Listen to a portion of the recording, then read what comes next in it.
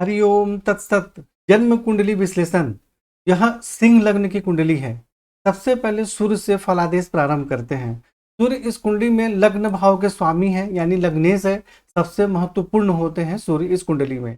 और सूर्य अष्टम भाव में आयु के घर में विराजमान है, परंतु यह राहु केतु शनि से पीड़ित नहीं है, जिसके कारण आयु में तो वृद्धि होती है, परंतु जीवन की उन्नति में थोड़ी कठिनाई एवं परेशानी होती है और संघर्ष का भी सामना करना पड़ता है। और यहाँ से सूर्य जो है द्वितीय भाव में दृष्टि डाल रहे हैं, जिसके कारण धन एवं कुटुंब का सुख प्राप्त होता है, धन का संग्रह होता है। तो ऐसी स्थिति में सूर्य का मंत्र जाप करें, सूर्य को प्रबल करें, जिससे कि श्रेष्ठ लाभ प्राप्त हो सके। चंद्रमा इस कुंडली में द्वादश भाव के स्वामी है, विदेश के खर्च के स्वामी है, और चंद्रमा भाग्य स्थान में विराजमान है। तो सबसे पहले चंद्रमा यदि द्वादश भाव के स्वामी भाग्य स्थान में विराजमान हो गए, तो यह माना जाता है कि बाहरी स्थानों के संपर्क से, यानी हम जहाँ रहते हैं वहां से दूर के देश या दूर के राज्य के संपर्क से, उसके माध्यम से भाग्य की उन्नति होती है। और यहाँ से चंद्रमा तृतीय भाव में दृष्टि डाल रहे हैं, जिसके कारण पराक्रम में वृद्धि होती है, भाई बहन का सुख भी प्राप्त होता है। परंतु यहाँ चंद्रमा द्वादश भाव के स्वामी अकेले नहीं है, इनके साथ राहु भी विराजमान है और इस पर केतु भी विराजमान है। चंद्रमा पर जो केतु की भी दृष्टि है, राहु भी यहाँ विराजमान है और शनि की भी दृष्टि है। यानी कि जो चंद्रमा है वह एक तो अंश बल में बिल्कुल कमजोर है, 0-1 डिग्री के हैं। सूर्य के बगल में है, यानी कि पक्ष बल में भी शुक्ल पक्ष के द्वितीय तिथि को जन्म हुआ है, तो अंश बल में भी कमजोर, पक्ष बल में भी कमजोर, और राहु केतु शनि तीनों ग्रह से पीड़ित हो गए, और ये 3 ग्रह ही चंद्रमा को पीड़ित करते हैं। तो यह जीवन के लिए बहुत ही परेशानी का योग है। ऐसी स्थिति में पहले तो चलो भाग्य स्थान में पीड़ित हो रहे हैं, तो भाग्य की उन्नति में बहुत ज्यादा कठिनाई एवं परेशानी होती है, लेकिन जीवन की उन्नति में भी बहुत ज्यादा कठिनाई एवं परेशानी होती है। और ऐसे बच्चे को 12 साल की उम्र तक स्वास्थ्य से संबंधित बहुत ज्यादा परेशानी होती है, और जीवन में उन्नति में भी बहुत कठिनाइयों का सामना करना पड़ता है। तो इसलिए यहाँ पे चंद्रमा को हमें प्रबल करना जरूरी है, और राहु केतु शनि का दान एवं उपाय करना आवश्यक है, तब जाकर इस समस्या से बाहर निकलेंगे। अब उसके बाद मंगल के विषय में चर्चा करते हैं। तो मंगल जो है इस कुंडली में राजयोग कारक ग्रह हैं, जो कि चतुर्थ भाव माता भूमि भवन के स्वामी हैं, और भाग्य के भी स्वामी हैं, उच्च शिक्षा के भी स्वामी हैं, धर्म के स्वामी हैं, और एकादश भाव में विराजमान हो गए, जिसके कारण आमदनी के क्षेत्र में सफलता प्राप्त होती है। माता भूमि भवन वाहन का भी सुख प्राप्त होता है, भाग्य की उन्नति होती है, धर्म का पालन करते हैं, उच्च शिक्षा प्राप्त होती है। यहाँ से मंगल द्वितीय भाव में दृष्टि डाल रहे हैं, जिसके कारण धन एवं कुटुंब का सुख प्राप्त होता है, और पंचम भाव में दृष्टि के कारण विद्या बुद्धि संतान का भी श्रेष्ठ सुख प्राप्त होता है, और षष्ठ भाव में दृष्टि के कारण शत्रु पक्ष पर प्रभाव रहता है, उस पर विजय प्राप्त होती है, और नौकरी में भी बहुत अच्छी सफलता प्राप्त होती है। मंगल अकेले यहाँ पे प्रत्येक दृष्टि से या हर प्रकार से अच्छा लाभ दे रहे हैं, परंतु यहाँ मंगल पर केतु की दृष्टि है, तो जिसके कारण मंगल पीड़ित हो गए। और मंगल राजयोग कारक ग्रह है, परंतु कमजोर भी है, 0.5 डिग्री के हैं। ठीक है, तो एक तो अंश बल में कमजोर है, और दूसरी बात की केतु से पीड़ित है, जिसके कारण मंगल से संबंधित जो मैंने लाभ बताया उसमें परेशानी हो जाएगी। किसमें परेशानी होगी? तो माता भूमि भवन, भाग्य की उन्नति, उच्च शिक्षा एवं आमदनी, इन सभी में परेशानी होगी। तो इन परेशानी से बचने के लिए क्या करें कि भाई मंगल को प्रबल करें और केतु से संबंधित दान एवं उपाय करें। बुध जो है इस कुंडली में आय भाव के स्वामी है और धन भाव के स्वामी है, यानी आमदनी के भी स्वामी है और धन का संग्रह कुटुंब के भी स्वामी है, और ये चले गए अष्टम भाव में, यहाँ पे 14 अंश के हैं। तो जो बुध होते हैं वह मीन राशि में नीच माने जाते हैं, और 15 अंश तक नीच माने जाते हैं, और ये 14 अंश के ही हैं। परंतु यहाँ गुरु भी विराजमान है, देखिए बुध के साथ जो है गुरु भी विराजमान है, इसलिए माना जाएगा कि यह नीच नहीं है या नीच भंग हो गया, जो भी माना जाए। परंतु यहाँ विराजमान होने के कारण आमदनी प्राप्त करने में कठिनाइयों का सामना करना पड़ता है, परिश्रम का पूर्ण लाभ प्राप्त नहीं हो पाता है। और यहाँ से अपने घर में दृष्टि तो डाल रहे हैं, लेकिन अष्टम भाव में विराजमान होने के कारण बहुत अच्छा धन एवं कुटुंब का भी लाभ प्राप्त नहीं होगा।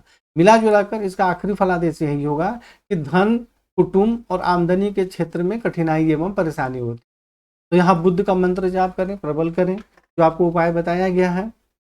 और यहाँ पे देखिए बुध जो है सूर्य के साथ है, तो बुध आदित्य योग का भी निर्माण हो रहा है, परंतु यहाँ पे जो है ये अष्टम भाव में हो रहा है, मतलब किसी श्रेष्ठ भाव में इसका निर्माण हो, प्रबल हो, तो जाकर उसका लाभ बहुत अच्छा प्राप्त होता है। तो यहाँ बुद्ध को आप जो उपाय बताया गया है आपकी कुंडली में, वह उपाय बच्चे से आगे चल के करवाएं। अभी तो मेन स्वास्थ्य और पढ़ाई पर ध्यान देना जरूरी है। गुरु जो है इस कुंडली में पंचम भाव के स्वामी है, विद्या बुद्धि संतान के स्वामी है और आयु के भी स्वामी हैं, दोनों के स्वामी हैं। और जो गुरु है वह खुद के घर में विराजमान है। जो गुरु है वह स्वराशि में विराजमान है, परंतु अष्टम भाव में विराजमान है, तो जिसके कारण आयु में वृद्धि होती है। किसी प्रकार के विशेष या गुप्त ज्ञान या कोई भी विशेष ज्ञान में भी अगर प्रयत्न करें तो उसमें बहुत अच्छी सफलता प्राप्त होती है। और परंतु विद्या बुद्धि संतान के सुख में कुछ कठिनाई होती है। ऐसा नहीं है कि उसका सुख प्राप्त नहीं होता है, कुछ कठिनाई एवं परेशानियों के साथ विद्या बुद्धि संतान का सुख प्राप्त होता है, आयु में वृद्धि होती है, किसी प्रकार के विशेष या गुप्त ज्ञान प्राप्त होता है। इस क्षेत्र में अगर प्रयास करें तो बहुत अच्छी सफलता प्राप्त होती है। गुरु यहाँ से द्वादश भाव में दृष्टि डालेंगे तो बाहरी स्थानों के संपर्क से सहयोग एवं सफलता प्राप्त होती है। द्वितीय भाव में दृष्टि डालेंगे तो धन एवं कुटुंब का सुख प्राप्त होता है, धन का संग्रह होता है। और चतुर्थ भाव में दृष्टि के कारण माता भूमि भवन वाहन का भी सुख प्राप्त होता है। परंतु गुरु भी यहाँ देखिए 23 अंश के बिल्कुल कमजोर है, इसलिए गुरु को भी प्रबल करना जरूरी है जिससे कि श्रेष्ठ लाभ प्राप्त हो सके। शुक्र जो है इस कुंडली में दसम भाव के स्वामी है और तृतीय भाव के स्वामी है, यानी पिता राज रोजगार के स्वामी है और भाई बहन के स्वामी है। और स्वयं से द्वादश भाव में चले गए हैं, लेकिन 14 अंश के हैं, मतलब मजबूत हैं, कमजोर नहीं है अंश बल में। लेकिन एक ही कमी है कि स्वयं से द्वादश भाव में चले गए। जैसे कोई भी ग्रह स्वयं से द्वादश भाव में चले जाते हैं तो थोड़े उनके फल में कमी होती है, परंतु यहाँ शुक्र जो विराजमान है जिसके कारण भाग्य की विशेष उन्नति होती है। आप धर्म का पालन करते हैं, उच्च शिक्षा प्राप्त होती है, पिता राज्य रोजगार के क्षेत्र में सुख सम्मान एवं सफलता प्राप्त होती है। और तृतीय भाव में दृष्टि के कारण पराक्रम में वृद्धि होती है, भाई बहन का सुख प्राप्त होता है।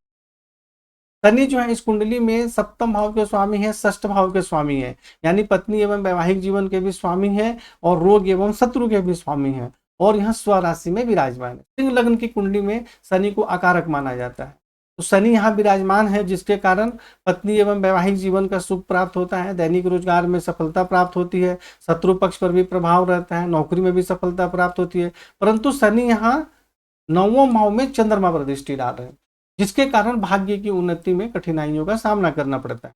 और चंद्रमा के फलादेश मैंने आपको बता ही दिया कि चंद्रमा यदि राहु केतु शनि से पीड़ित होंगे तो क्या क्या परेशानी होती है, और आपकी कुंडली में भी पूरे विस्तार से लिखकर बताया गया है। हो सकता है कुछ बताने में मुझे छूट जाए, तो कुंडली में पूरा फलादेश विस्तार से लिखा हुआ है।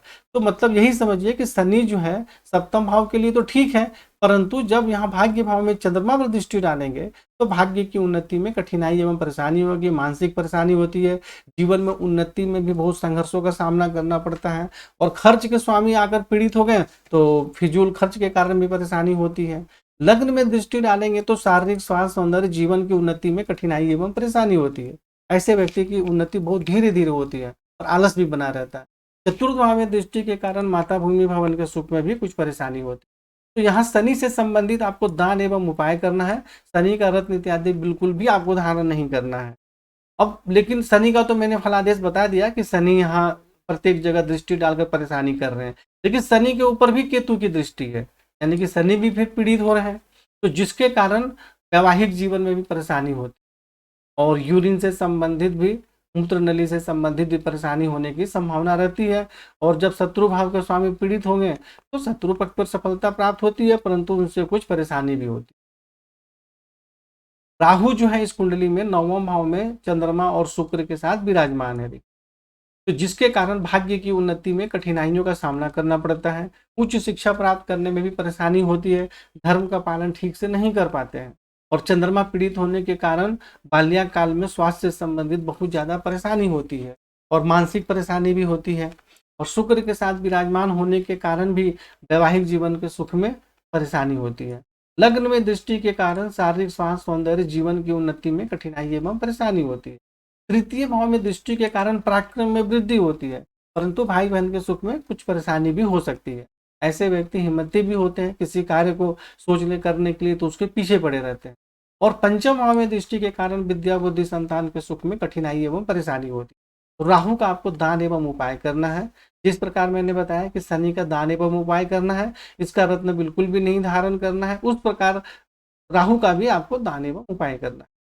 केतु तृतीय भाव में विराजमान है, जिसके कारण पराक्रम में वृद्धि होती है, भाई बहन का सुख प्राप्त होता है। लेकिन सप्तम भाव में शनि पर दृष्टि के कारण पत्नी एवं वैवाहिक जीवन के सुख में कठिनाई एवं परेशानी होती है। और नौकरी के भी स्वामी हैं, शत्रु के भी स्वामी हैं, तो इन सभी क्षेत्रों में भी कुछ परेशानी होती है और यूरिन से संबंधित बीमारी होने की संभावना रहती है। और यहाँ जब चंद्रमा को भाग्य भाव में पीड़ित करेंगे तो भाग्य की उन्नति में कठिनाई एवं परेशानी होती है, स्वास्थ्य में परेशानी होती है, मानसिक परेशानी होती है। और यहाँ से जब केतु दृष्टि डालेंगे मंगल पर एकादश भाव में, तो मंगल किसके स्वामी है, मैंने बताया था कि माता भूमि भवन के स्वामी और भाग्य की उन्नति और उच्च शिक्षा धर्म के स्वामी है। और एकादश भाव में पीड़ित हो जाएंगे तो माता भूमि भवन भाग्य की उन्नति उच्च शिक्षा में तो परेशानी तो होगी ही, साथ ही साथ आमदनी के क्षेत्र में भी कठिनाई एवं परेशानियों का सामना करना पड़ता है। तो यहाँ केतु से भी दान एवं उपाय करना अत्यंत आवश्यक है। यानी आपको राहु, केतु और शनि, इसका जो है आपको सिर्फ दान और उपाय लाइफ टाइम करना है। ये नहीं कि एक दिन किए और 10 दिन छोड़ दिए तो नहीं होगा, क्योंकि सबसे ज्यादा परेशानी का योग यही बना रहे।